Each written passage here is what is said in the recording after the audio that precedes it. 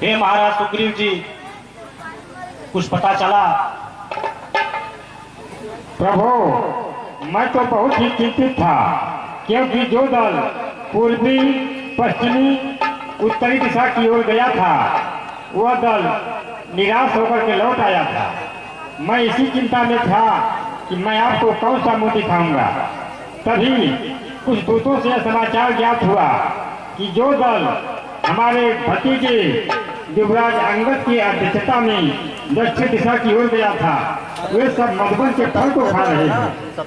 अगर भगवती सीता का पता लगाए हुए नहीं आती तो हमारे भय के कारण वह मधुबन के फल को नहीं खाती। इससे हमें यह सिद्ध होता है कि दक्षिण दिशा का दल भगवती सीता का पता लगा करके लौट चुका है, इसीलिए वे सब मधुबन के फल खा रहे हैं। वे शीघ्र लोग आपकी सेवा में उपस्थित हो जाएंगे। बोले श्री रामचंद्र की। ये तो बहुत ही अच्छी खबर है महाराज सुग्रीव। अब आप आशा ग्रहण कीजिए, वानरी सेना हमारी अब शीघ्र ही इस प्रवेशा के पर पहुंचने वाली है।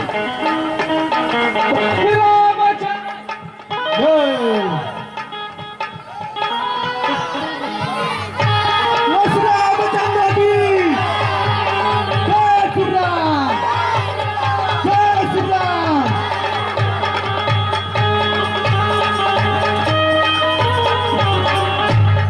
हनुमान जी,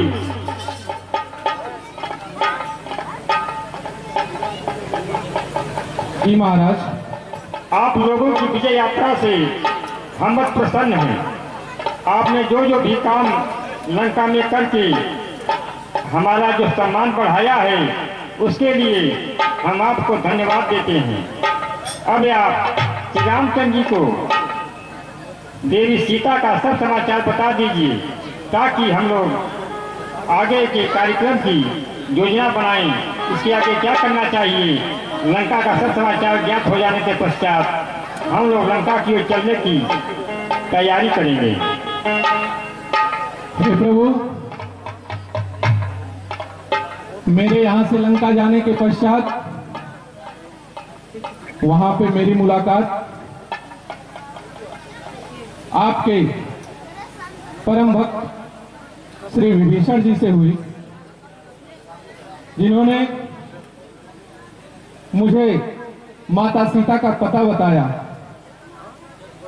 वो वहां पर रावण की अशोक वाटिका में रह रही हैं।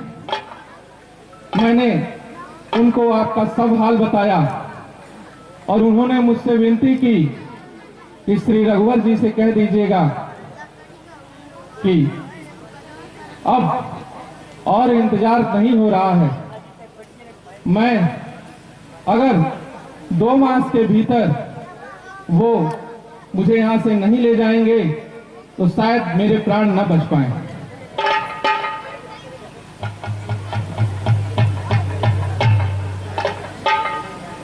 ऐ हनुमान, ऐ ज्ञानवान, ऐ बुद्धिमान विद्या सागर, क्या वस्तु में मैं समझ, कभी नहीं आता मेरे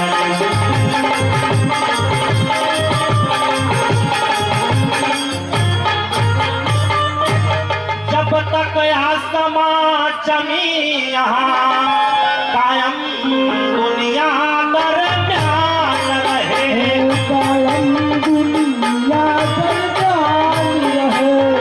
तुमने उदित नहीं हो तेरा मुझ पर एहसान है।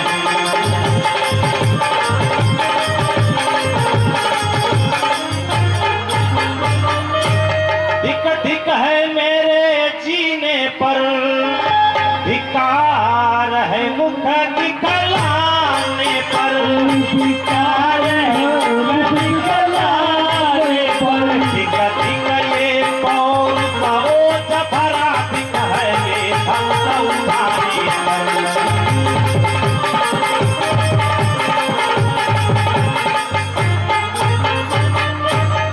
हे हनुमान जी, आपने जो कार्य किया है बहुत ही सराहनीय कार्य किया है। इतनी बड़ी समुद्र को आपने पार करके सीता का पता लगाया है। हम आपको कोटि कोटि धन्यवाद देते हैं। हे प्रभु, जिसके सर पर आपका हाथ हो उसके लिए कोई कार्य असंभव नहीं हो सकता। और आप ऋण की बात मत कीजिए। आप केवल मुझे एक ही आशीर्वाद दीजिए कि मैं जब तक जीऊं आपकी निश्चल भक्ति मुझे मिलती रहे। हे हनुमान जी, ये सदा बना रहेगा। हे मित्र सुग्रीव, हनुमान जी ने जो कार्य करना था कर दिया है। अब आगे की रणनीति तैयार कीजिए। आगे की रणनीति में अब हमें अपनी पालनी सेना के साथ समुद्र तक चलना चाहिए और वहां चलने के पश्चात समुद्र को किस प्रकार पार करना है इसके विषय पर हम लोग मंत्रणा करेंगे। तब वो सेना की हमारी टुकड़ी जय मां भवानी, जय गौरी गणेश का जय जयकार करते हुए समुद्र के किनारे शहीद गिर पर पहुंचेगी और नल नील जिस रास्ते से मधु कंदमूल फल की व्यवस्था उचित होगी उसी तरफ से हमारी सेनाएं निकलेंगी। हमारी सेनाएं किसी नगर गांव की ओर से नहीं चलेंगी ताकि नागरिकों को किसी बात का कष्ट इसका ध्यान देते हुए अनुशासन सहित सबको चलना चाहिए। कोई अनुशासन भंग नहीं करेगा। इसके पश्चात हम लोग शहीद गिर पर पर्वत पर पड़ाव डाल देंगे और इसके पश्चात हम लोग समुद्र पार करने का उपयोग करेंगे। हे महाराज सुग्रीव, आपका विचार बहुत उत्तम है। हमारी सेना को आगे बढ़ाया जाए। ठीक है। जय श्री गणेश, हनुमान जी, हर हर महादेव, जय भवानी। जय जयकार करते हुए आगे बढ़िए। जय श्री राम।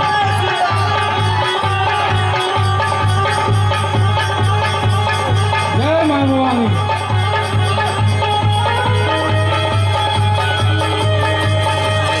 जय श्री राम। उसी दिन उस भीड़ बंदर को मौत दे दी होती तो आज ये नौबत ही नहीं आती। उनको पता ही नहीं चलता कि सीता लंका में है। महाराज, इसमें घबराने की कोई बात नहीं है। लंका समुद्र से 100 योजन दूर यानी 400 कोस दूर है और उनको सेना सहित यहाँ आना असंभव है। इसमें कोई घबराने की बात नहीं महाराज।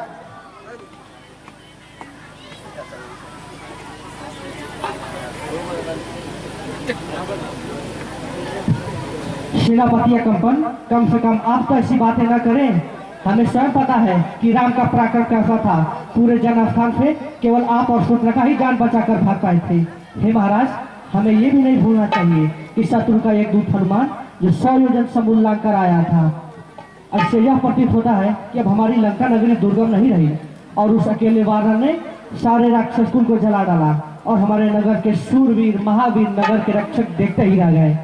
अब हमारी सुरक्षा की दीवारें भी अटूट नहीं रही। महाराज, तो तुम ही बताओ अनुज विभीषण, हमें क्या करना चाहिए?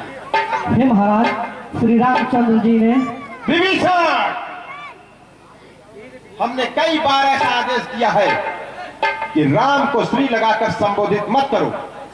क्षमा लंकेश्वर, मेरा मत यह है कि राम के साथ सर्वप्रथम शत्रुता हम नहीं मोली थी। किसी भी समय उन्होंने हमारे ऊपर प्रथम प्रहार नहीं किया।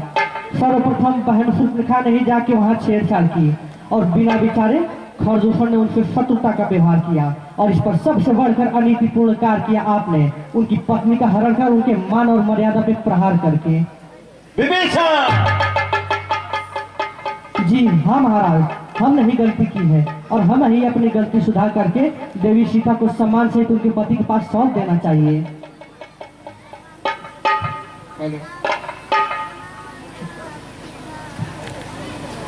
महाराज, हमारे गौरवशाली महान राक्षस कुल में छोटे काका विभीषण ही ऐसे हैं जो हमेशा अलग और बेसुरा राग अलापते हैं। हम राक्षस कुल के नहीं, हम परम पुण्यात्मा महर्षि पुलस्त के वंशज हैं। तो आप भी मामा मारिच की तरह भगवा वस्त्र धारण करके किसी ऋषि के आश्रम में जाकर धूमि रमा रहे होते। आप लंका में किस प्रयोजन से रह रहे हैं?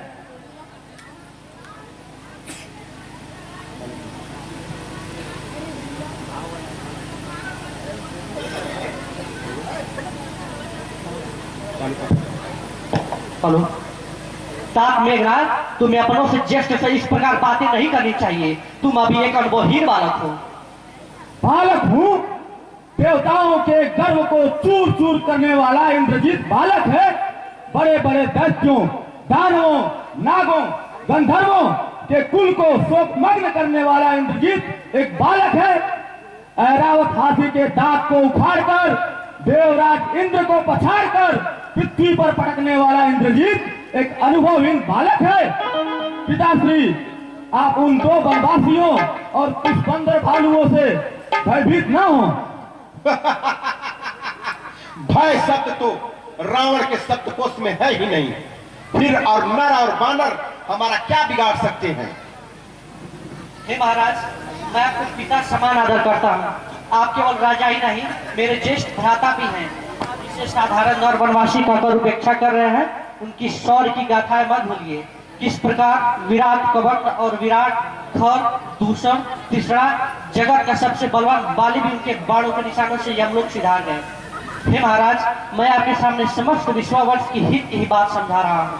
हित की बात कर रहे हैं या कायरता का पाठ पढ़ा रहे हैं?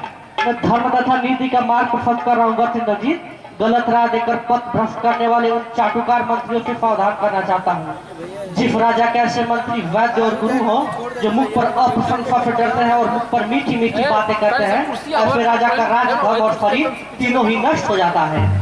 हे लंकेश्वर, आप जिस मद में चूर होकर एक पराई स्त्री को यमपाल के समान अपने गले में बांध कर लाए हैं, वह स्त्री राक्षस कुल के लिए काल रात्रि के समान है।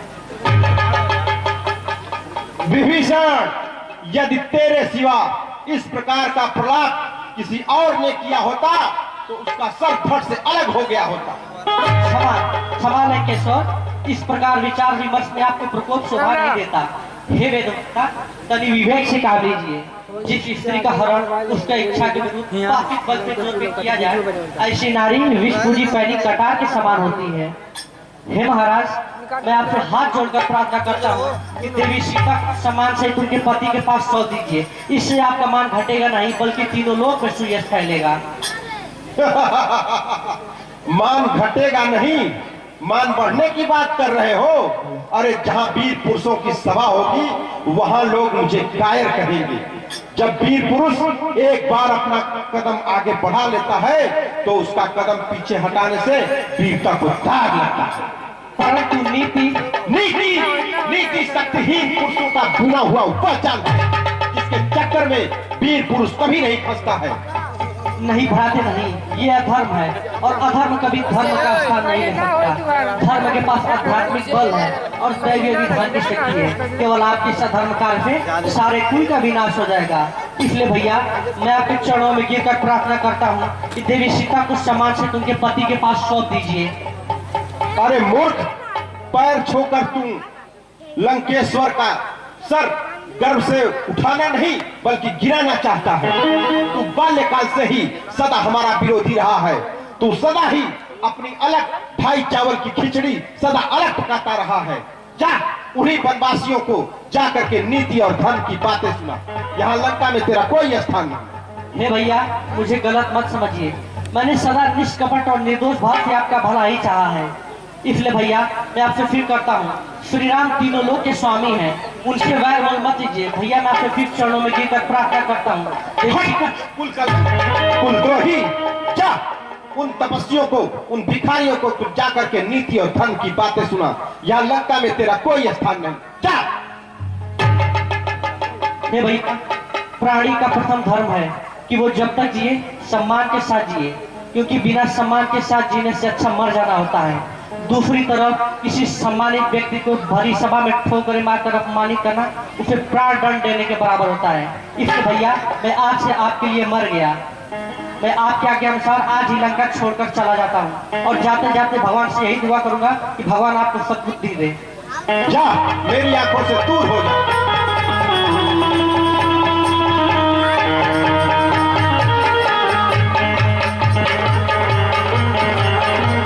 सुख सारंग, इसके पीछे जाओ और जा करके राम की सेना में वहां जा करके देखो कि उनकी सेना में कितने बलशाली हैं और उनके पास कौन से अस्त्र और शस्त्र हैं। जाओ और सावधान, वहां बंदर की भेष में जाना और विभीषण की नजर से दूर रहना, क्योंकि असुर की माया को पहचान लेता है। जाओ। ठीक है महाराज।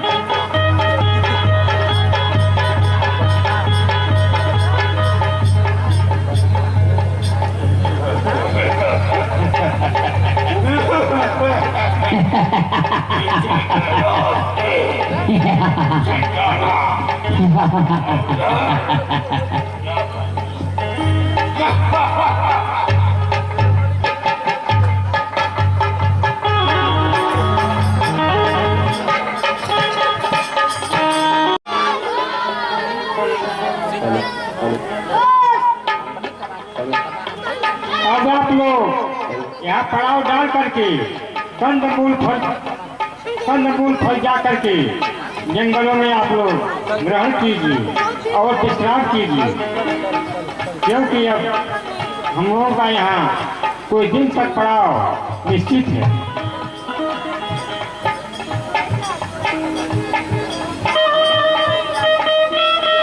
प्रभु, अभी हमें कुछ दूतों से समाचार ज्ञात हुआ है कि लंकापति रावण का छोटा भाई विभीषण आकाश मार्ग से हमारे उत्तर दिशा की ओर, हमारी छावनी की ओर बढ़ता आ रहा है। मैं कहता भगवान सुनिए, है नया स्वांग है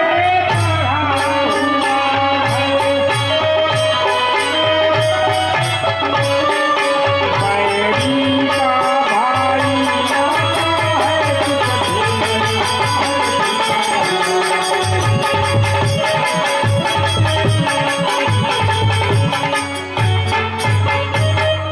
लंकावासी मायावी है,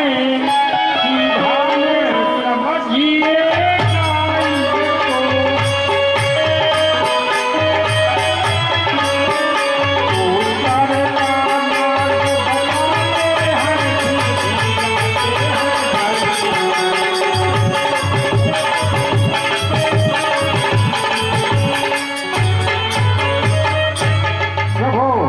वो जन्म से राक्षस और फिर शत्रु का भाई, इसलिए वह स्वयं शत्रु है।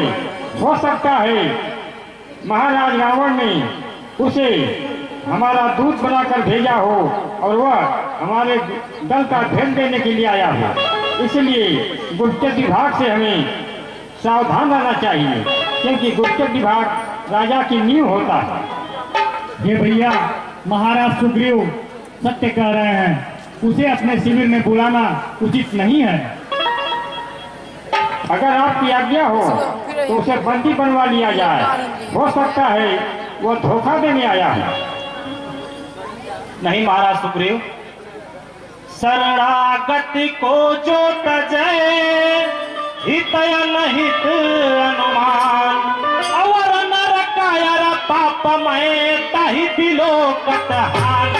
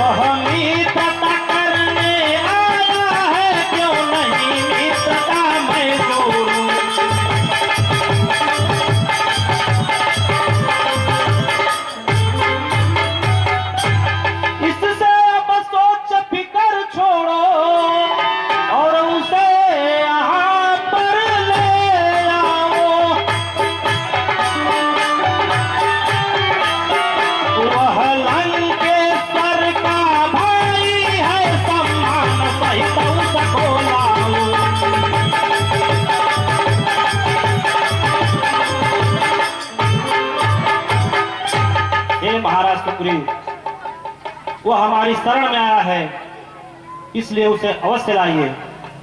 हमारी शरण में जो भी आता है उसे हम सहज स्वीकार करते हैं। अगर रावण भी हमारे शरण में आए तो हम उसे भी स्वीकार कर लेंगे। ये तो उनका भाई विभीषण है। हनुमान जी, जी महाराज। आप लंका से पूर्व परिचित हैं, आप विभीषण के विषय में कुछ जानते हो तो बता दीजिए, ताकि हमारे मन की जो मन में भावना है वो शांत हो जाए। महाराज, जब मैं लंका गया था तो लंका नगरी में मैंने देखा एक घर से श्री राम की आवाज आ रही थी। मैं वहां गया पता लगाने के लिए कि ऐसा कौन है जो लंका नगरी में महाराज रावण के शासन में श्री राम जी का नाम ले रहा है। उसके बाद मेरी भेंट विभीषण जी से हुई। उन्होंने मुझे माता सीता का पता बताया। वो हमारे प्रभु श्री राम के भक्त हैं। ठीक है, आप युवराज अंगद जी के साथ जाइए और सम्मान पूर्वक महाराज विभीषण को हमारे शिविर में लेकर आइए। ठीक है महाराज।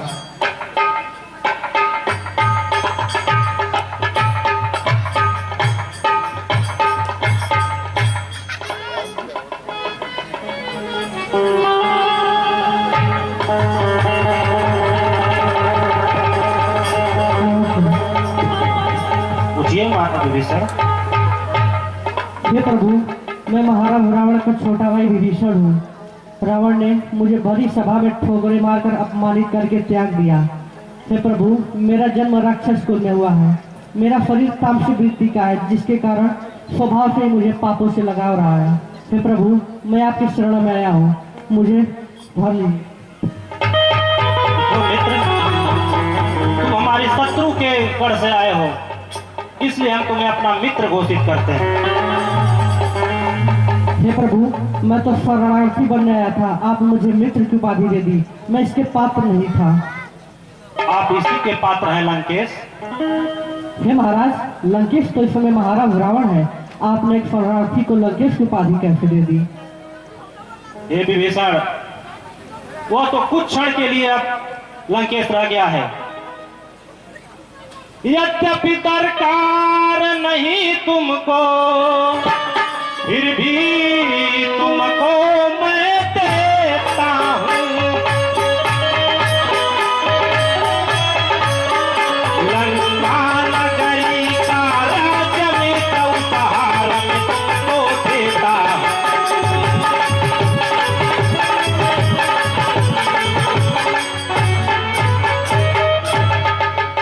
हे महाराज विभीषण, मेरे बाण की तरह मेरा वचन भी अमोघ है।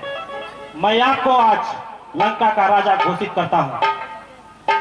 हे लक्ष्मण, विभीषण के राज तिलक की तैयारी करो। हम अपने हाथों से आज विभीषण का राज तिलक करेंगे। चलिए महाराज विभीषण।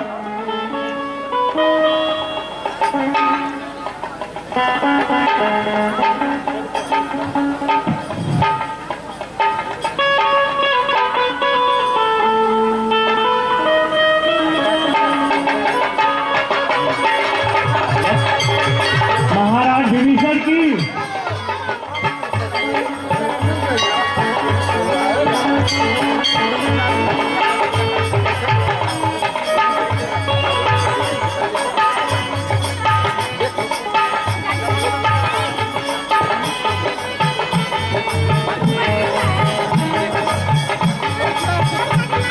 प्रभु, आप हमारे पर बहुत बड़ा उपकार कर दिया।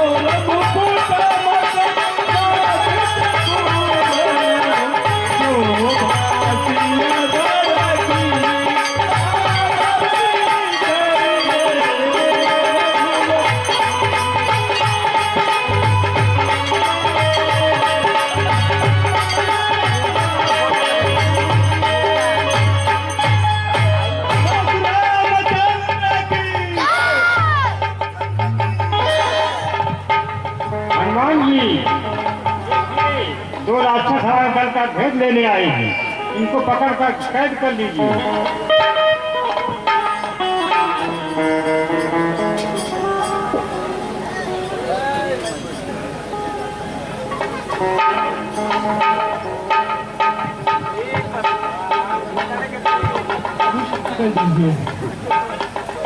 हे महाराज सुग्रीव, ये गुप्तचर हैं, इनका काम ही है जो राजा आदेश देंगे ये वही करेंगे, इनमें इनका कोई दोष नहीं है, इसलिए इन्हें बंधन से मुक्त किया जाए। आपका विचार तो ठीक है, परंतु ये राक्षस बहुत ही मायावी हैं, इनको छोड़ना सांप को छोड़ने के समान है। जब आपकी इच्छा है तो मैं इसे छुड़वा देता हूँ, परंतु गुप्तचर को पाकर छोड़ना अधर्म समझा जाता है।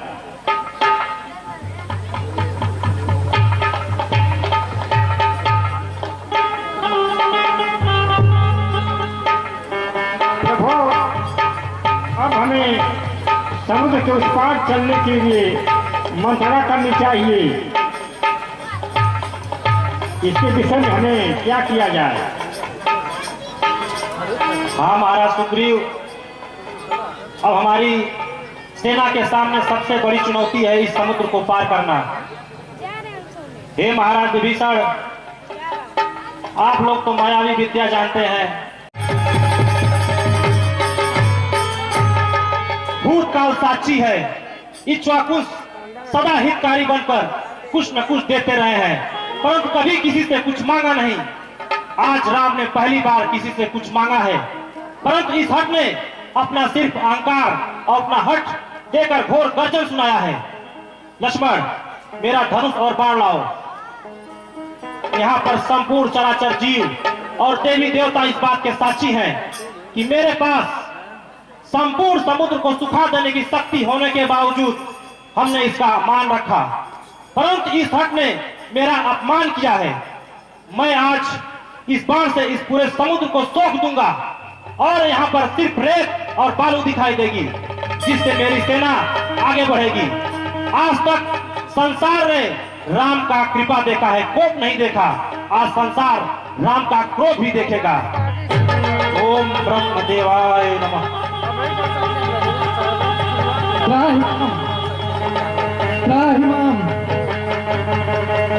क्षमा करो प्रभु, मेरे अवगुण क्षमा करो। आपकी पूजा और विनय के उत्तर में मैंने अपना स्थान छोड़कर आपको मार्ग नहीं दिया, इसमें अवश्य मेरा दोष है। परंतु भगवान, ये दोष तो आप ही का दिया हुआ है। आपकी प्रेरणा से माया ने जड़ चेतन सृष्टि की उत्पत्ति की है और उसी ने जड़ और चेतन की भिन्न भिन्न मर्यादाओं को निर्धारित किया गया है। प्रभु, हम 5 तत्व अर्थात आकाश, धरती, वायु, अग्नि और जल इस सृष्टि के मुख्य आधार हैं। इन 5 के गुण, स्वभाव और मर्यादाएं भिन्न भिन्न हैं। प्रभु, मुझमें सहस्त्रों तरंगे उठती हैं, परंतु मैं कभी अपने तट की मर्यादा का उल्लंघन नहीं करता। मेरा स्वभाव अक्षुब्ध है, परंतु आज आपके बाण ने मुझे क्षुब्ध कर दिया। जल यदि अपनी मर्यादा को भंग करेगा तो आपकी आज्ञा का उल्लंघन होगा। आप तो सर्वसमर्थ स्वामी हैं, आपको तो बाण चलाने की आवश्यकता भी नहीं। आपकी इच्छा मात्र से ही मैं सूख जाऊंगा और आपकी सेना मुझे पार कर जाएगी। परंतु भगवान, इससे मेरा मान और मेरी मर्यादा दोनों ही भंग हो जाएगी।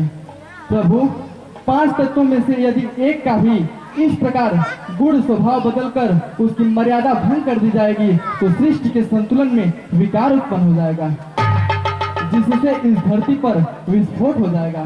प्रभु, आप यदि प्रलय से पहले ही चले लाना चाहते हैं तो आपको अधिकार, अन्यथा इस ब्रह्मास्त्र से मेरी रक्षा कीजिए।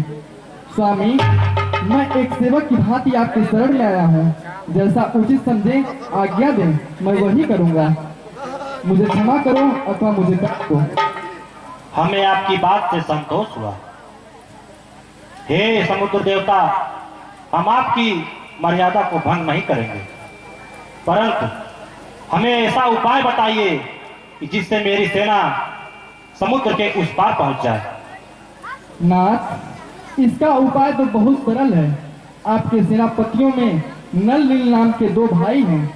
वे बाल्यकाल में बड़े ही शरारती बालक थे। वे ऋषियों का सामान उठाकर नदियों में फेंक आते थे, जिससे एक बार दुखी होकर एक सिद्ध ऋषि ने उन्हें श्राप दिया कि वे अपने हाथ से जो कुछ भी सामान उठाकर पानी में फेंकेंगे वो कभी डूबेगा नहीं।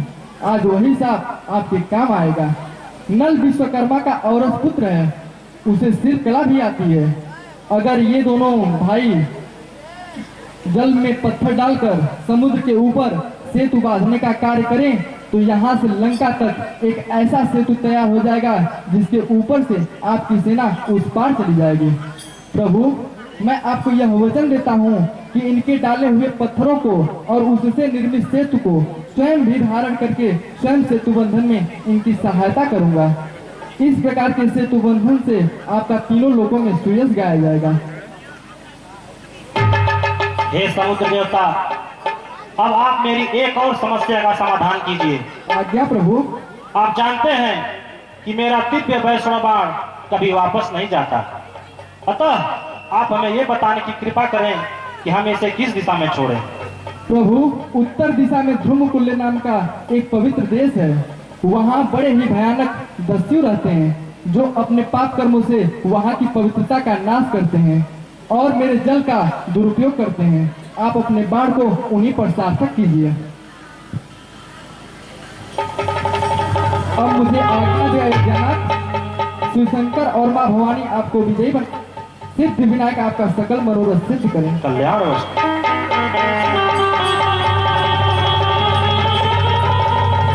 हे महाराज सुग्रीव, हम लोगों की बहुत बड़ी समस्या का समाधान हो गया। अब हमारी सेना समुद्र के उस पार आसानी से जा जाएगी।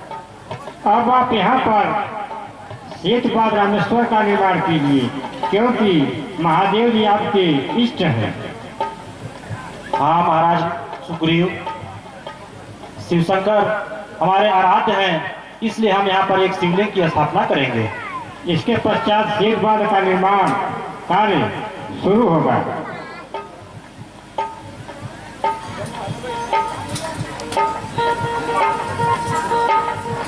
ओम नमः शिवाय, ओम नमः शिवाय, ओम नमः शिवाय, ओम।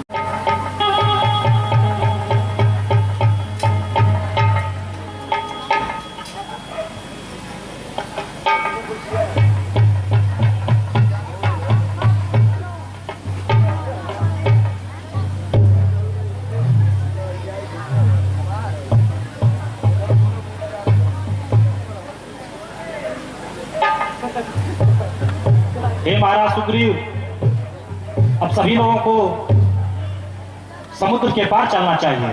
ठीक है, चलिए चला जाए। आइए।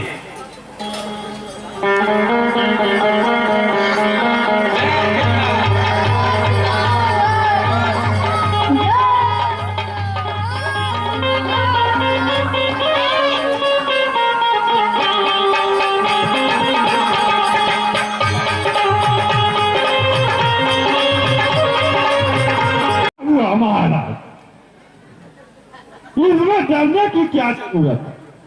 हमारे राज्य में इतने बड़े बड़े विषैले राक्षस वीर जो हैं, क्यों बकासुर? तुम्हारी क्या राय है? अगर बंदर समुद्र के इस पार आ गए हैं तो क्या राय है तुम्हारी? बताओ वीर।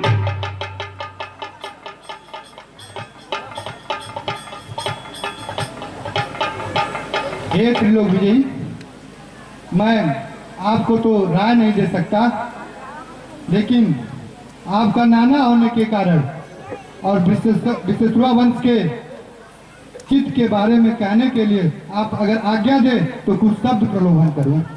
कहिए नाना जी, आपका क्या आदेश है? हे त्रिलोक विजयी लंकेश्वर रावण, जिस प्रकार राम ने सुग्रीव को पहले मित्रता की और उसका राज तिलक करके बाली का वध करके उसे किष्किंधा का राज दिलाया, उसी प्रकार ठीक आपके भी साथ कर रहा है। पहले उसने विभीषण को अपने सेना में मिलाया, उसके पश्चात अब उसका राज तिलक किया और आपके विनाश का समूल कारण बनकर और लंका पे चढ़ाई कर दिया है। और इतना ही नहीं, आपको यह ज्ञात होना चाहिए कि अब लंका हमारी दुर्लभ नहीं रही। अब संकट के बादल लंका पर पूरी तरफ से छाया हुआ है। तो इसमें आपका क्या मत है? क्या मैं सीता को राम के हवाले कर दूं? मेरा मत तो अवश्य लंकेश यही था कि आप जिस प्रकार सीता का हरण करके लाए, उसी प्रकार सीता को राम के हाथों में दे दें और उनसे माफी ले लें। नहीं नाना जी, जब तक लंकेश्वर जीवित है सीता को कोई उससे छुड़ा नहीं सकता। अतः संसार की समस्त शक्तियां भी लंकेश्वर के हाथों से सीता को नहीं ले जा सकती हैं। अतः यह विचार आप अपने मन से निकाल दीजिए कि मैं सीता को उसी तरह से दे दूंगा। महाराज, आपका विचार अति उत्तम है। नाना माल्यवंत जी अवृत हो चले हैं, इनकी व्यवस्था क्षीण हो गई है, इसलिए ये अनेकों प्रकार के प्रलोभन से डर रहे हैं। अरे हम राक्षस वीर हैं, खाते हैं, पीते हैं, हमला करते हैं, तो जो बचे कि भला क्या? नाना जी, आपने अभी तक बकासुर, अकासुर, खड़कासुर, बीरबलकासुर को नहीं जानते। आपकी अवस्था हो चुकी है। देखिए, महाराज की सूचना पे लोग खड़कासुर, बरकासुर भी पढ़ा। महाराज, मेरे विचार से बानर भालू कितना भी विषैले हो, परंतु हम राक्षसों का मुकाबला नहीं कर सकते। इसलिए मेरे विचार से हमें अंगद को भेजना चाहिए। ठीक है। अंगद, तुम्हें शांति दूत बनकर लंका पे जाना है। प्रभु, इतने बुद्धिमान और बलवान आपकी सेना में योद्धा हैं, उन्हें न भेज करके मुझे अगर आप भेज रहे हैं तो मेरा गौरव बढ़ गया। प्रभु, मैं अपने को बहुत ही भाग्यशाली समझ रहा हूं। ठीक है, मैं आपका यह कार्य सुचारू पूर्वक करूंगा। समझाऊं तुमको क्या मैं अब, तुम स्वयं सभी गुण ज्ञाता हो।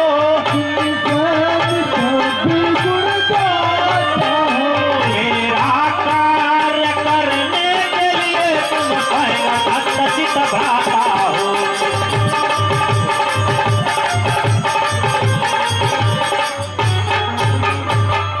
वह कार्य वहां जाकर करना जिससे रघुकुल की शान रहे, जिससे रघुकुल की शान रहे। इज्जत हुर्मत मर्यादा बढ़े, दुनिया में उसका नाम रहे।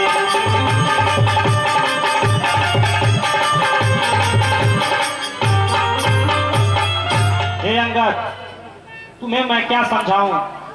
तुम अपने पिता की तरह सभी गुणों के ज्ञाता हो। हे अंगद, तुम वहां जाकर ऐसा कार्य करना जिससे रघुकुल की शान में कोई आंच ना आए। अंगद, प्रभु, सिर्फ मुझे आप आशीर्वाद दें। आपका आशीर्वाद अगर बना रहेगा तो मैं वही कार्य वहां से करके लौटूंगा। जाओ अंगद, विजयी भव।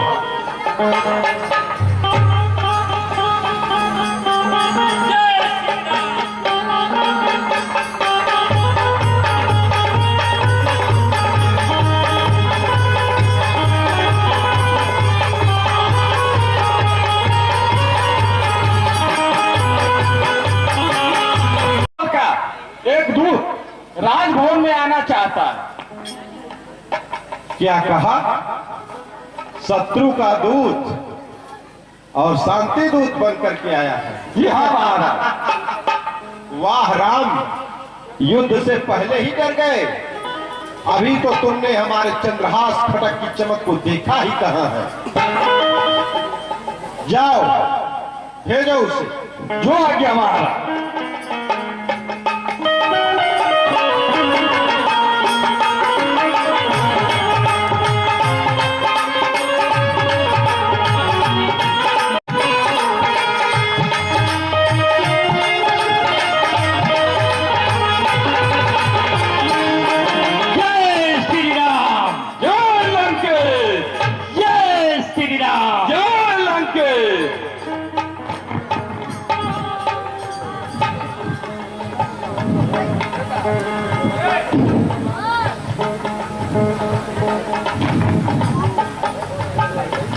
बोल बानर, कौन है तू और क्या संदेश लेकर आया है? राक्षस राज रावण, पहले तो जिस सभा में दूत का सम्मान न हो, किसी सभ्य राजा के यहां दूत का सम्मान न हो, बैठने के लिए उसे न कहा जाए, न उसका आदर सत्कार किया जाए, तो उसका अपमान है। अरे मूर्ख! और दूत का अपमान अपने स्वामी का अपमान है।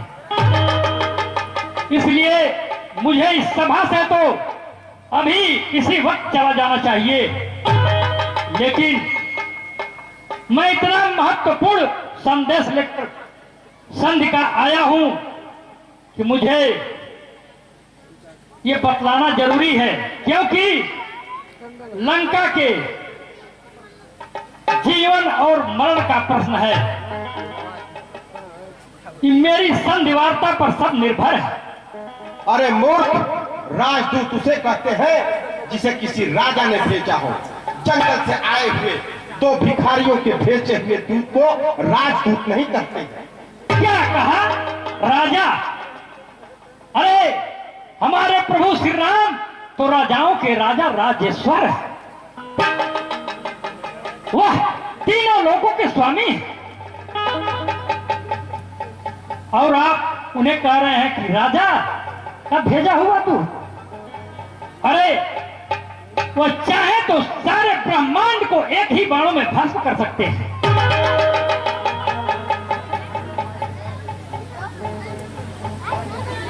अरे रामचंद्र का दूत हूं, सुन रावण अज्ञान, अरे सीता दे दे राम को जो चाहे कल्याण।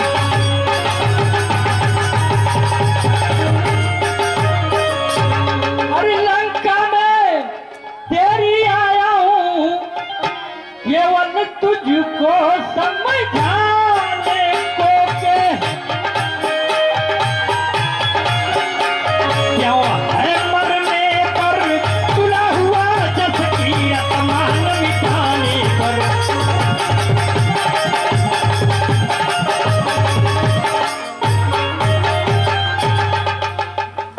है ब्राह्मणी कुल में जन्म तेरा, और शिव शंकर का वरदानी है शिव, विजयी है तीनों लोकों में, राजाओं में राजधानी है।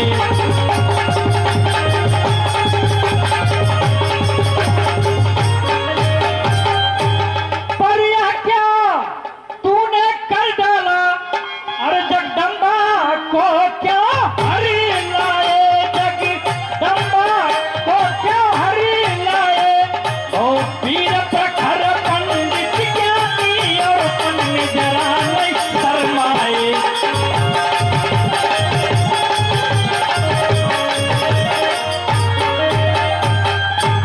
अब मैं तुझको समझाता हूँ, और समझो और राह पे आ जाओ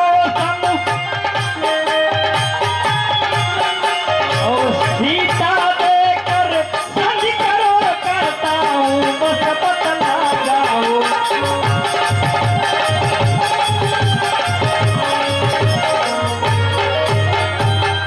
त्राहि त्राहि रघुवंश मणि, क्षमा करे जब मोह, अरे सुनकर यह यारत बचन अभय करेंगे तो।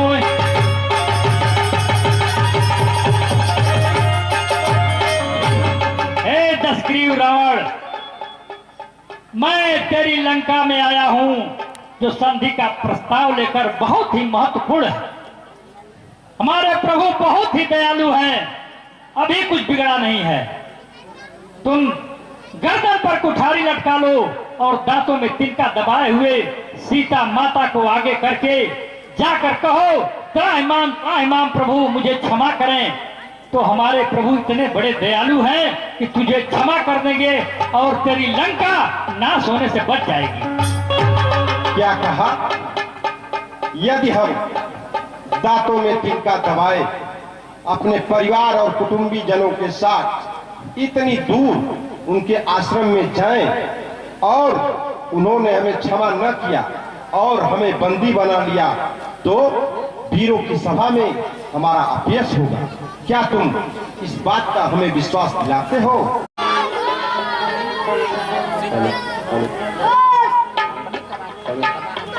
अब आप लोग यहाँ पड़ाव डाल करके कंदमूल फल जा करके जंगलों में आप लोग ग्रहण कीजिए और विश्राम कीजिए, क्योंकि अब हम लोगों का यहाँ कोई दिन तक पड़ाव निश्चित है।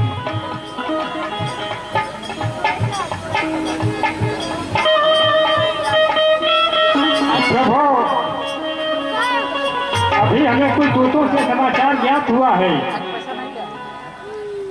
कि लंकापति रावण का छोटा भाई विभीषण आकाश मार्ग से हमारे उत्तर दिशा की ओर, हमारी छावनी की ओर बढ़ता आ रहा है।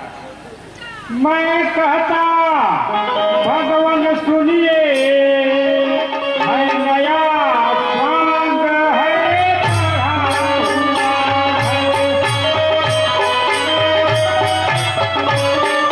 बैरी का भाई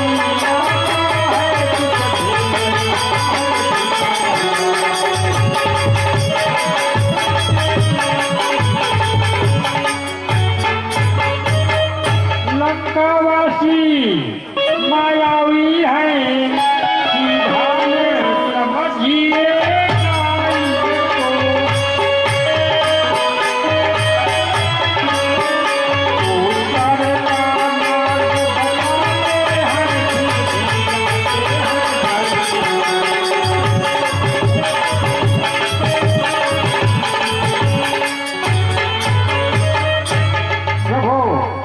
जन्म से राक्षस और फिर शत्रु का भाई, इसलिए वह स्वयं शत्रु है।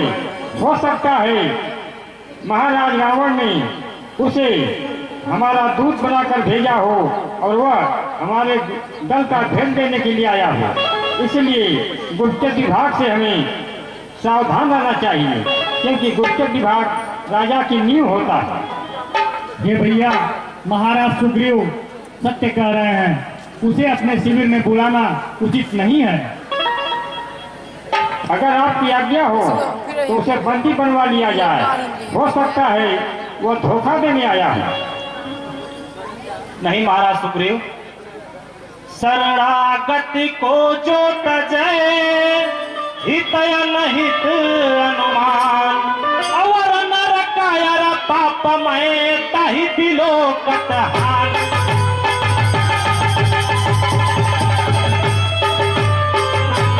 कर धोखा देने आया है तब भी मुझको परवाह नहीं।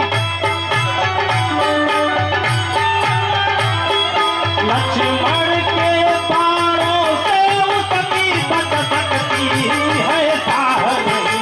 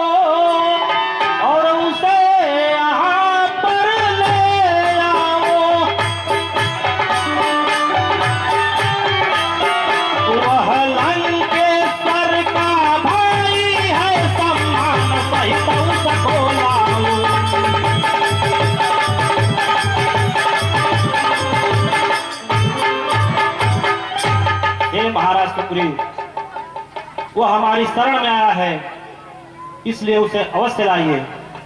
हमारी शरण में जो भी आता है उसे हम सहज स्वीकार करते हैं। अगर रावण भी हमारे शरण में आए तो हम उसे भी स्वीकार कर लेंगे। ये तो उनका भाई विभीषण है। हनुमान जी, जी महाराज। आप लंका से पूर्व परिचित हैं, आप विभीषण के विषय में कुछ जानते हो तो बता दीजिए, ताकि हमारे मन की जो मन में भावना है वह शांत हो जाए। महाराज, जब मैं लंका गया था तो लंका नगरी में मैंने देखा एक घर से श्री राम की आवाज आ रही थी। मैं वहां गया पता लगाने के लिए कि ऐसा कौन है जो लंका नगरी में महाराज रावण के शासन में श्री राम जी का नाम ले रहा है। उसके बाद मेरी भेंट विभीषण जी से हुई। उन्होंने मुझे माता सीता का पता बताया। वो हमारे प्रभु श्री राम के भक्त हैं। ठीक है, आप युवराज अंगद जी के साथ जाइए और सम्मान पूर्वक महाराज विभीषण को हमारे शिविर में लेकर आइए। ठीक है महाराज।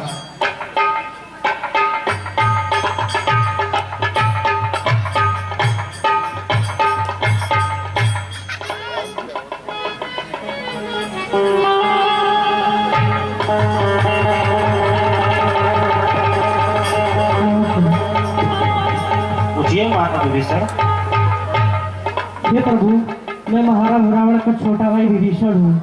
रावण ने मुझे भरी सभा में ठोकरे मारकर अपमानित करके त्याग दिया। हे प्रभु, मेरा जन्म राक्षस कुल में हुआ है। मेरा शरीर तामसी वृत्ति का है, जिसके कारण स्वभाव से मुझे पापों से लगाव रहा है। हे प्रभु, मैं आपकी शरण में आया हूँ, मुझे भर लीजिए। तुम हमारे शत्रु के गढ़ से आए हो, इसलिए हम तुम्हें अपना मित्र घोषित करते हैं। हे प्रभु, मैं तो शरणार्थी बनने आया था, आप मुझे मित्र की उपाधि दे दी। मैं इसके पात्र नहीं था। आप इसी के पात्र हैं लंकेश। हे महाराज, लंकेश तो इस समय महाराज रावण है। आपने एक शरणार्थी को लंकेश की उपाधि कैसे दे दी? हे विभीषण, वो तो कुछ क्षण के लिए अब लंकेश रह गया है। यद्यपि दरकार नहीं तुमको, फिर भी तुमको मैं देता हूँ। लंका नगरी का राज्य में तो उपहार में तुमको देता हूँ।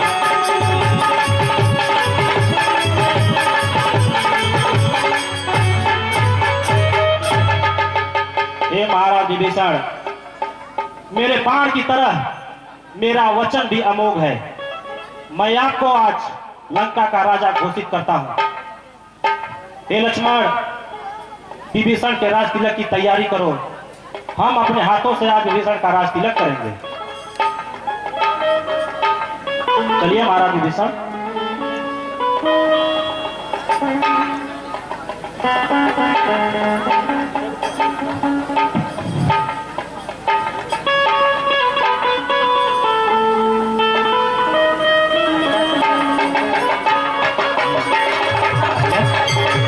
महाराज विभीषण की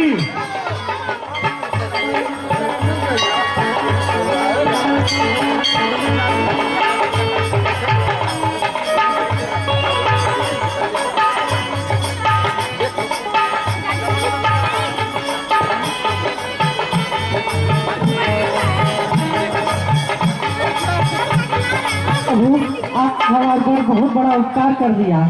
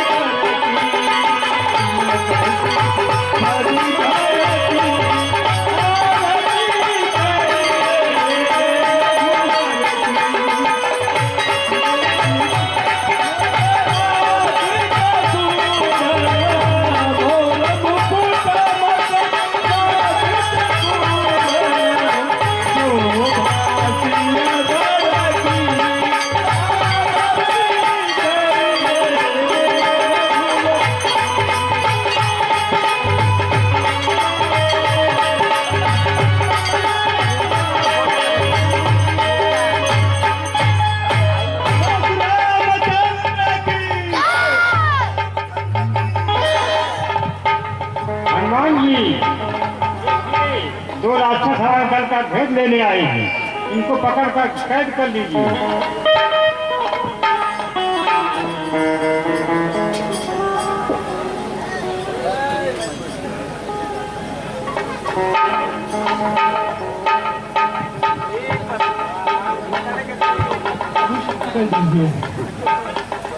हे महाराज सुग्रीव, ये गुप्तचर हैं, इनका काम ही है जो राजा आदेश देंगे ये वही करेंगे, इनमें इनका कोई दोष नहीं है, इसलिए इन्हें बंधन से मुक्त किया जाए। आपका विचार तो ठीक है, परंतु ये राक्षस बहुत ही मायावी हैं, इनको छोड़ना सांप को छोड़ने के समान है। जब आपकी इच्छा है तो मैं इसे छुड़वा देता हूँ, परंतु गुप्तचर को पाकर छोड़ना अधर्म समझा जाता है।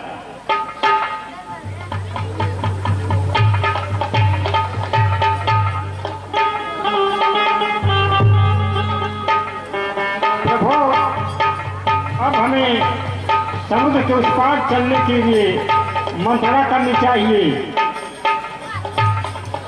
इसके विषय में हमें क्या किया जाए? हाँ महाराज सुग्रीव, अब हमारी सेना के सामने सबसे बड़ी चुनौती है इस समुद्र को पार करना। हे महाराज विभीषण, आप लोग तो मायावी विद्या जानते हैं, भूतकाल साक्षी है, इक्ष्वाकुश सदा हितकारी बनकर कुछ न कुछ देते रहे हैं, परंतु कभी किसी से कुछ मांगा नहीं। आज राम ने पहली बार किसी से कुछ मांगा है, परंतु इस हट ने अपना सिर्फ अहंकार और अपना हट देकर घोर गर्जन सुनाया है। लक्ष्मण, मेरा धनुष और बाण लाओ। यहाँ पर संपूर्ण चराचर जीव और देवी देवता इस बात के साक्षी हैं कि मेरे पास संपूर्ण समुद्र को सुखा देने की शक्ति होने के बावजूद हमने इसका मान रखा, परंतु इस हट ने मेरा अपमान किया है। मैं आज इस बाण से इस पूरे समुद्र को सोख दूंगा और यहाँ पर सिर्फ रेत और बालू दिखाई देगी, जिससे मेरी सेना आगे बढ़ेगी। आज तक संसार ने राम का कृपा देखा है, कोप नहीं देखा। आज संसार राम का क्रोध भी देखेगा। ओम ब्रह्म देवाय नमः।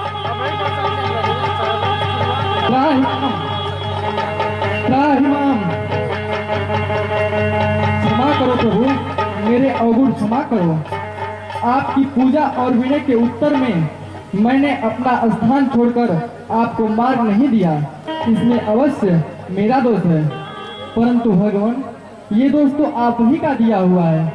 आपकी प्रेरणा से माया ने जड़ चेतन सृष्टि की उत्पत्ति की है और उसी ने जड़ और चेतन की भिन्न भिन्न मर्यादाओं को निर्धारित किया गया है। प्रभु, हम पांच तत्व अर्थात आकाश, धरती, वायु, अग्नि और जल इस सृष्टि के मुख्य आधार हैं।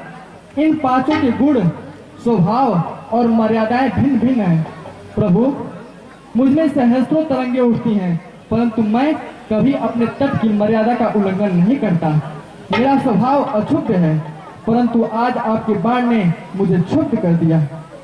जल यदि अपनी मर्यादा को भंग करेगा तो आपकी आज्ञा का उल्लंघन होगा। आप तो सर्वसमर्थ स्वामी हैं, आपको तो बाण चलाने की आवश्यकता भी नहीं। आपकी इच्छा मात्र से ही मैं सूख जाऊंगा और आपकी सेना मुझे पार कर जाएगी। परंतु भगवान, इससे मेरा मान और मेरी मर्यादा दोनों ही भंग हो जाएगी। प्रभु, पांच तत्वों में से यदि एक का भी इस प्रकार गुण स्वभाव बदलकर उसकी मर्यादा भंग कर दी जाएगी तो सृष्टि के संतुलन में विकार उत्पन्न हो जाएगा, जिससे इस धरती पर विस्फोट हो जाएगा। प्रभु, आप यदि प्रलय से पहले ही चले लाना चाहते हैं तो आपको अधिकार, अन्यथा इस ब्रह्मास्त्र से मेरी रक्षा कीजिए। स्वामी, मैं एक सेवक की भांति आपके शरण में आया हूँ, जैसा उचित समझे आज्ञा दें, मैं वही करूँगा। मुझे क्षमा करो अथवा मुझे काट दो। हमें आपकी बात से संतोष हुआ। हे समुद्र देवता, हम आपकी मर्यादा को भंग नहीं करेंगे, परंतु हमें ऐसा उपाय बताइए कि जिससे मेरी सेना समुद्र के उस पार पहुंच जाए।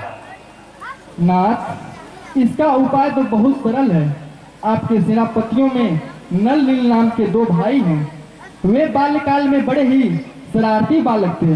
वे ऋषियों का सामान उठाकर नदियों में फेंक आते थे, जिससे एक बार दुखी होकर एक सिद्ध ऋषि ने उन्हें शाप दिया कि वे अपने हाथ से जो कुछ भी सामान उठाकर पानी में फेंकेंगे वो कभी डूबेगा नहीं। आज वही शाप आपके काम आएगा। नल विश्वकर्मा का औरस पुत्र है, उसे सिर कला भी आती है। अगर ये दोनों भाई जल में पत्थर डालकर समुद्र के ऊपर सेतु बांधने का कार्य करें तो यहाँ से लंका तक एक ऐसा सेतु तैयार हो जाएगा जिसके ऊपर से आपकी सेना उस पार चली जाएगी। प्रभु, मैं आपको यह वचन देता हूँ कि इनके डाले हुए पत्थरों को और उससे निर्मित सेतु को स्वयं भी धारण करके स्वयं सेतु बंधन में इनकी सहायता करूंगा। इस प्रकार के सेतु बंधन से आपका तीनों लोगों में श्रेयस गाया जाएगा। हे समुद्र देवता, अब आप मेरी एक और समस्या का समाधान कीजिए। आज्ञा प्रभु। आप जानते हैं कि मेरा दिव्य वैष्णव बाण कभी वापस नहीं जाता, अतः आप हमें ये बताने की कृपा करें कि हम इसे किस दिशा में छोड़ें। प्रभु, उत्तर दिशा में ध्रुमकुल्य नाम का एक पवित्र देश है। वहाँ बड़े ही भयानक दस्यु रहते हैं जो अपने पाप कर्मों से वहाँ की पवित्रता का नाश करते हैं और मेरे जल का दुरुपयोग करते हैं। आप अपने बाण को उन्हीं पर सार्थक कीजिए। अब मुझे आज्ञा दे अयोध्यानाथ, शिवशंकर और माँ भवानी आपको विजयी बन सिद्ध विनायक आपका सकल मनोरथ सिद्ध करें। कल्याण।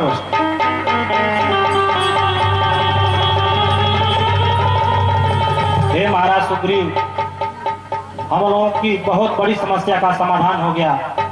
अब हमारी सेना समुद्र के उस पार आसानी से जा जाएगी। अब आप यहाँ पर सेतुपाद रामेश्वर का निर्माण कीजिए, क्योंकि महादेव जी आपके इष्ट हैं। हाँ महाराज सुग्रीव, शिवशंकर हमारे आराध्य हैं, इसलिए हम यहाँ पर एक शिवलिंग की स्थापना करेंगे। इसके पश्चात सेतुपाद का निर्माण कार्य शुरू होगा।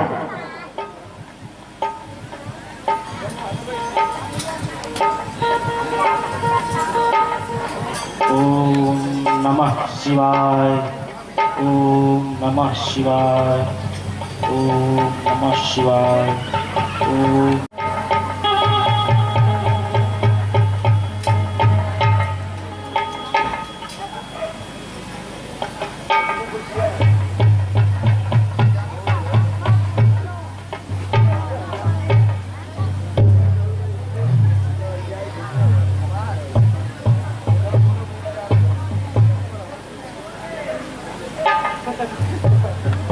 हे महाराज सुग्रीव, अब सभी लोगों को समुद्र के पार चलना चाहिए।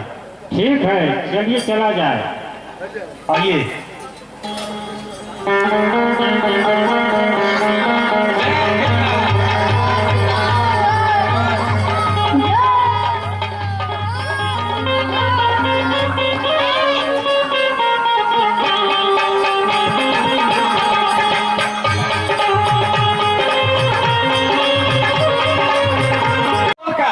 एक दूत राजभवन में आना चाहता है।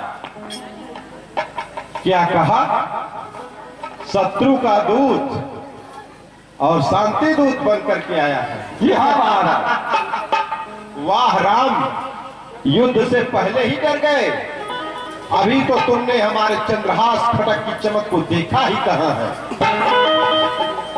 जाओ, भेजो उसे। जो आज्ञा महाराज।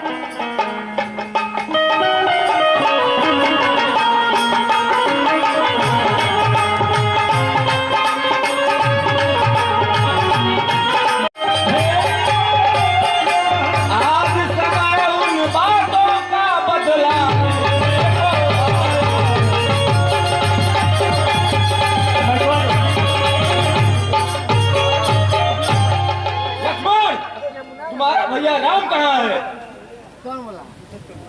यदि वो मुझसे युद्ध करने से डर रहा है तो उससे कहो कि अपने मुंह में तिनका दबाए और मेरे शरण में चला आए। मैं उसे छोड़ दूंगा। और वो मरकट बंदर। युवराज इंद्रजीत ने जिस लक्ष्मण को मूर्छित किया था वह जाग गया है। क्या लक्ष्मण जीवित हो गया? जी महाराज। कोई बात नहीं राजदूत, मैं सेनापति विरूपाक्ष को मेरा यह संदेश सुनाओ कि महाबली और मेरे महाप्रलयकारी अनुज कुंभकर्ण को अतिशीघ्र जगाया जाए। ठीक है महाराज।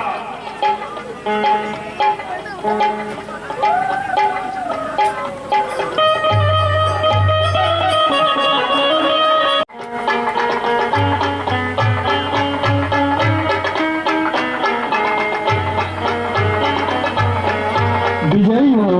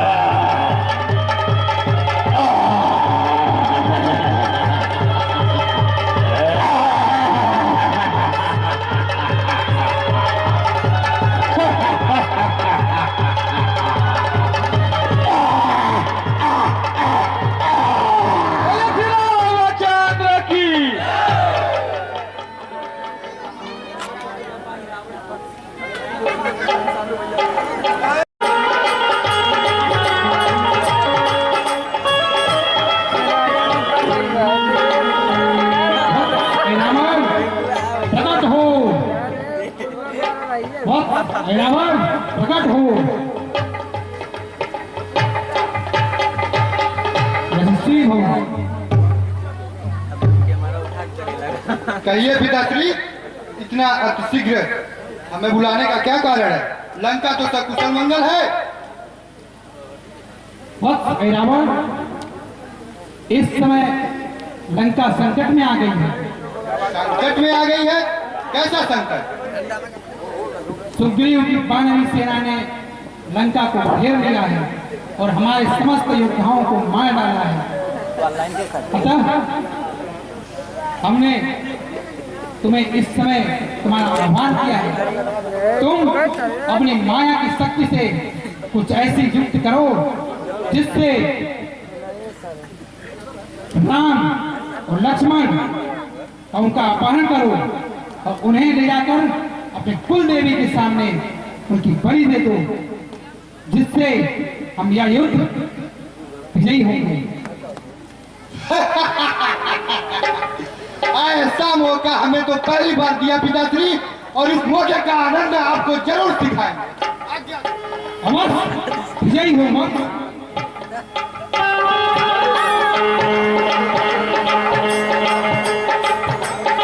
हनुमान जी, हमारी सेना युद्ध करते करते थक चुकी है और रात्रि का समय है। अब हम लोग विश्राम के लिए जा रहे हैं। आप सावधानी से पहरा दीजिएगा ताकि हम लोग निश्चिंत पूर्वक सो सकें, क्योंकि मायावी नगरी है, कोई भी किसी समय कोई छल कर सकता है। इसलिए शत्रु बहुत ही बलवान है, इसलिए सावधान रहिएगा। ठीक है महाराज।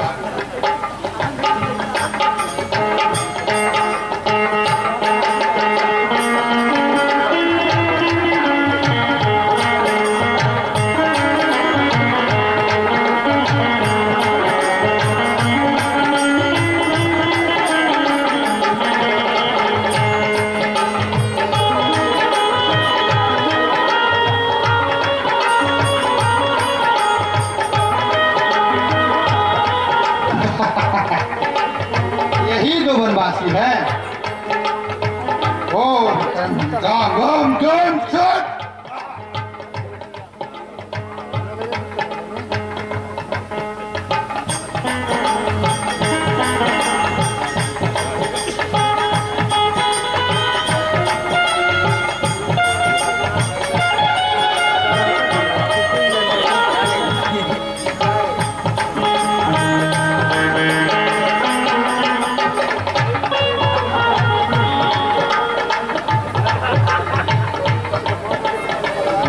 जी उठिए, देखिए प्रभु नहीं है।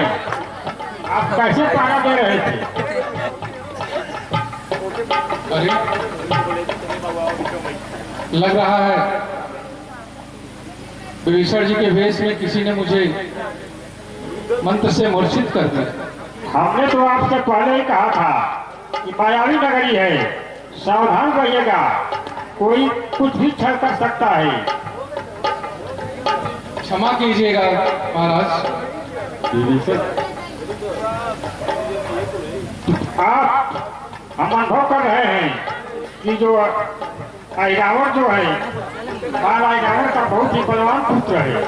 विभीषण जी का भेष वही बना सकता है, इसलिए आप पाताल लोक में जाइए और ऐरावत को सैन्य समेत उसका पद कर चोरी का दंड देकर श्री राम और लक्ष्मण को लाइए, ताकि बानर सेना आगे आने वाले युद्ध में राक्षसों का डट कर सामना कर सके। ठीक है महाराज, जैसी आपकी आज्ञा। पाताल लोक, आप धरती से गए के पाताल में 7 पाताल में, अतल सुतल लोक में होते हुए आप अंतिम छोर के पाताल लोक में जाइएगा। वहीं पर भगवती गंगा जी हैं, वहाँ का दृश्य बहुत अनुपम रहता है। ठीक है महाराज। जय श्री राम।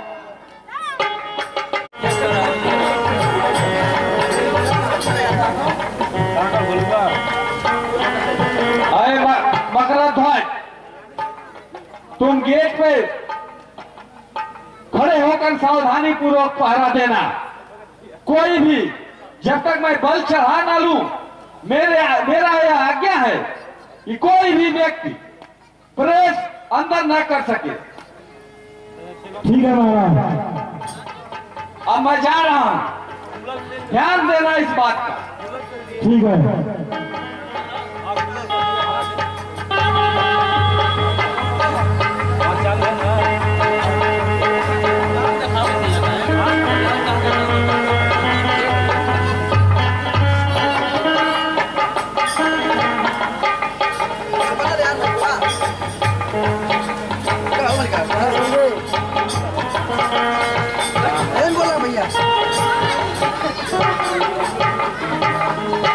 सावधान! कौन हो तुम? बिना आज्ञा के चोरी से प्रवेश कर रहे हो? देखिए, आप जो भी हैं मुझे अंदर जाने दीजिए। मैं अपने प्रभु को ढूंढ रहा हूँ। नहीं, मेरे राजा की आज्ञा है कि बिना मेरे इजाजत के कोई भी अंदर नहीं जा सकता। देखिए, आप जिद मत कीजिए, मुझे अंदर जाने दीजिए। नहीं, यह नहीं हो सकता। तो आप इस तरह से नहीं मानेंगे। नहीं। ठीक है, आ जाओ। जय श्री राम। जय हनुमान। जय श्री राम। जय हनुमान। ये बार बार हनुमान का नाम क्यों ले रहे हो? यह मेरे पिता का नाम है। पिता का नाम? हाँ। हनुमान तो बाल ब्रह्मचारी थे, फिर हमारे पिता कैसे हो सकते हैं? एक समय की बात है, जब वो लंका को जला करके समुद्र मार्ग से आ रहे थे, उसी समय उनका पसीना एक राघव नाम की मछली के पेट में चला गया। उसी गर्भ से मैं पैदा हुआ हूं, इसलिए मैं हनुमान का पुत्र हूं। मेरा नाम मकरध्वज है और इसीलिए मैं बार बार अपने पिता का नाम ले रहा हूं। पर तुम कौन हो? मैं हनुमान हूं। और यहाँ किस लिए आए हैं? मैं प्रभु श्री राम का पता लगाने के लिए भटक रहा हूं और इसी उद्देश्य से मैं यहाँ आया। अच्छा, यह बात है। तो हे पिताजी, सर्वप्रथम मेरा प्रणाम स्वीकार करें। आशीर्वाद। और अब मैं आपको यह भेद बता रहा हूं। पातालपुरी का राजा अहिरावण, जो इस समय राम और लक्ष्मण को उठा करके पातालपुरी में लाया है और यहीं पे उन लोगों का बलि देने की उसकी मनसा है और अंदर वह भगवती की पूजा कर रहा है। आप ऐसा करें कि मुझे राम धर्म के विरुद्ध अगर मैं कोई काम करूंगा तो मुझे वो जिंदा नहीं छोड़ेगा। इसलिए आप मुझे यहीं पर बांध दें और आसानी के साथ आप पातालपुरी के अंदर चले जाएं। ठीक है।